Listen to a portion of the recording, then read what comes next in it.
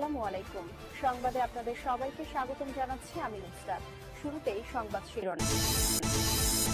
বাংলাদেশের সর্বশেষ গুরুত্বপূর্ণ আপডেট সংবাদে আপনাকে স্বাগত। শুরুতেই সংবাদ শিরোনাম, পরে বিস্তারিত। প্রথমেই জানাবো আমাদের হাতে থাকা সর্বশেষ গুরুত্বপূর্ণ সবথেকে তাজা আপডেট সংবাদ। নরসিংদীতে কিশোরীকে অপহরণের পর হত্যার ঘটনায় গ্রেপ্তার 4। নরসিংদীর মাধবদীতে এক কিশোরীকে তার বাবার হাত থেকে ছিনিয়ে নিয়ে ধর্ষণ করে হত্যা করা হয়েছে। এমন নেক্কারজনক ঘটনা ঘটার পর 4 জনকে গ্রেপ্তার করা হয়েছে। অবশেষে এনসিপি নেতা হাসনাত আব্দুল্লাহ যখন তার ফেসবুকে স্ট্যাটাস দিয়েছে তখন সেই ঘটনার মূল হোতা বিএনপি নেতাকেও গ্রেপ্তার করা হয়েছে। এই ঘটনায় মোট বিএনপি নেতা সহ 5 জনকে গ্রেপ্তার করা হয়েছে।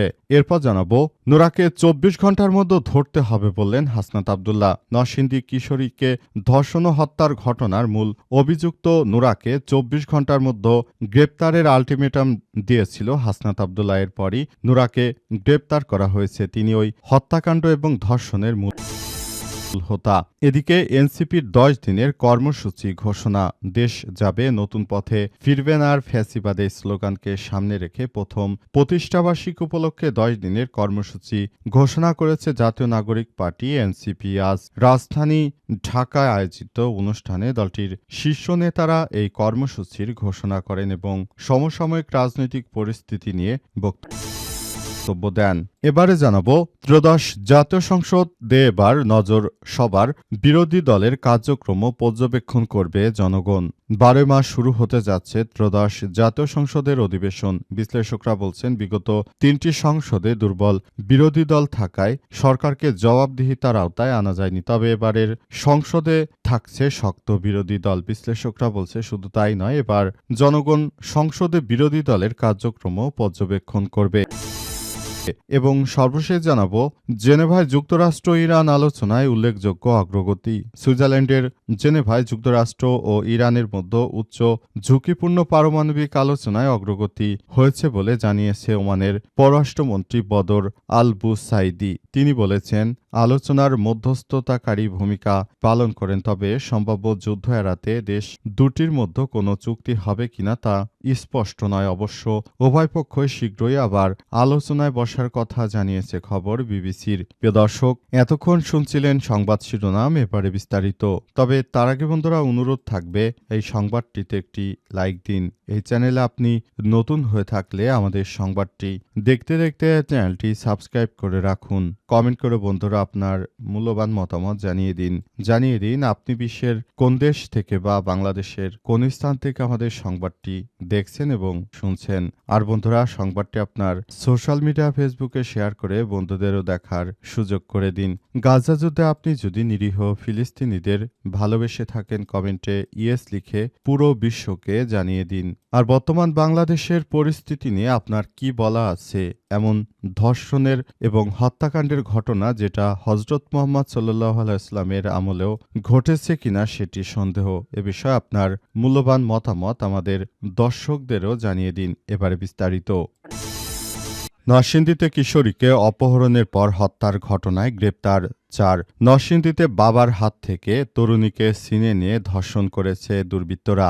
এমনকি এটা আইমিল জাহেলিয়াতের যুগকেও হার মানিয়েছে। নরসিংদীর মাধবদীতে কিশোরীকে এরপর হত্যা করা হয়েছে। এই ঘটনায় 4 জনকে গ্রেপ্তার করেছে আইন শৃঙ্খলা রক্ষাকারী বাহিনী। এর আগে বাবার কাছ থেকে অপহরণ করে কিশোরীকে ধর্ষণের অভিযোগ ওঠে।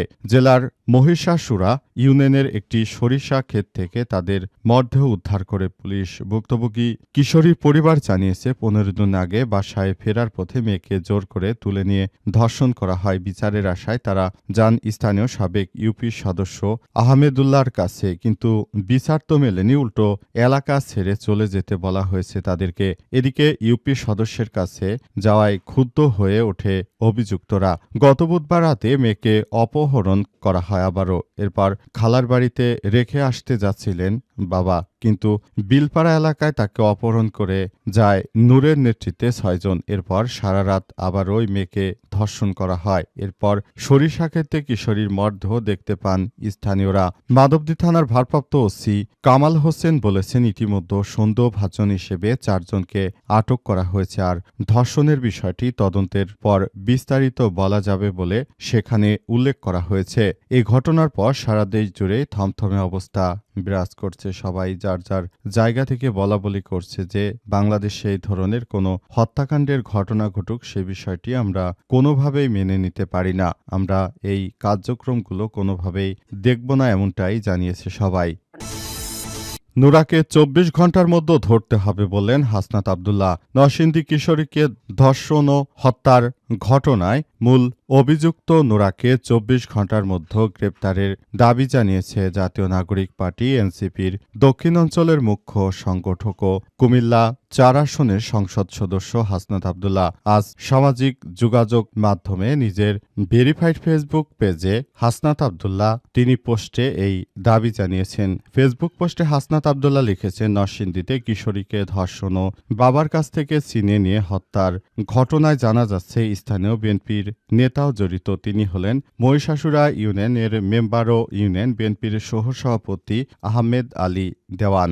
সংবাদ মাধ্যমের খবরের বরাতে জানা গেছে যে তিনি আরও লিখেছেন, সংবাদের খবর অনুযায়ী নরসিংদীর মাধবদীতে দিন 15 আগে স্থানীয় নুরার নেতৃত্বে 5 থেকে 6 জনের একটি বখাটে দল কর্মস্থল থেকে বাড়ি ফেরার পথে কিশোরীকে তুলে নিয়ে ধর্ষণ করে। মেয়েটির বাবা বিচার চেয়ে স্থানীয় মেম্বারের কাছে বিচারের আবেদন করেন, কিন্তু ধর্ষকদের কাছ থেকে টাকা খেয়ে বিএনপি নেতা ও মেম্বার আহমেদ আলী দেওয়ান আপোষের নামে ধর্ষণ ধামাচাপা দেওয়ার চেষ্টা করে মামলা করতে দেননি, উল্টো মেয়েটির পরিবারকে এলাকা ছাড়া করা হয়েছে। শেষে তিনি লিখেছেন, এতে চাপে পড়ে বুধবার বিকেলে কিশোরী মেয়েকে খালার বাসায় রেখে আসতে যাচ্ছিলেন বাবা। পথিমধ্যে এ সময় বৃহস্পতিবার সরিষা ক্ষেত থেকে মেয়েটির লাশ পাওয়া গেছে। এই ঘটনা কোনো সভ্য সমাজে ঘটতে পারে না। বিএনপির সন্ত্রাসীদের দ্বারাই এটি কেবলমাত্র করা সম্ভব।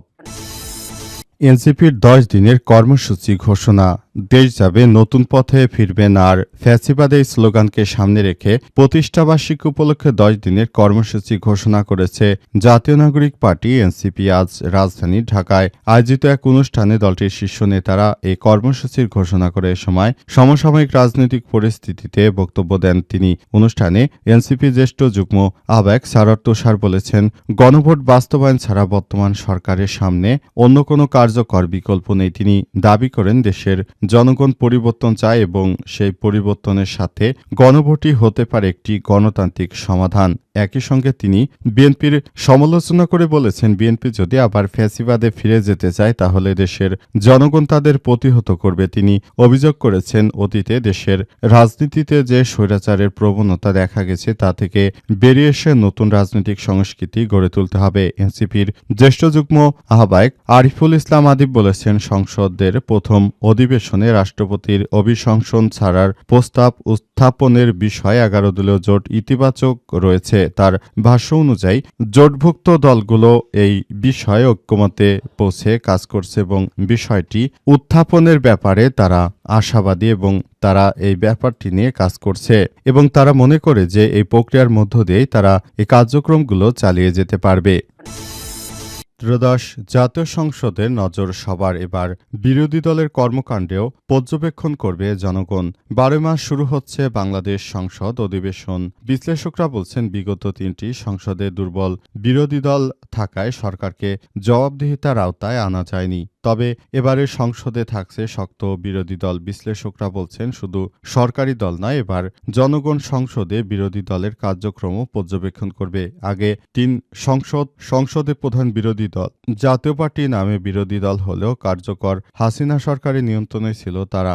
সরকারের ভুল ত্রুটির সমালোচনা এড়িয়ে বেছে নিয়েছিলেন তোষের নীতি। প্রথম সংসদে আবার অংশগ্রহণ ছিল মন্ত্রিসভায়ও, যাতে মিলেমিশে গৃহপালিত বিরোধী দলের তকমা তাতে কার্যকর সংসদের ধারণা ছিল অধরা। তবে গণঅভ্যুত্থান পরবর্তী নির্বাচনের পর ত্রয়োদশ জাতীয় সংসদ নির্বাচনে নেই নৌকা কিংবা লাঙ্গলের প্রতিনিধি। এবার ৬৮ আসনে প্রধান বিরোধী দলের ভূমিকায় জামায়াতে ইসলাম।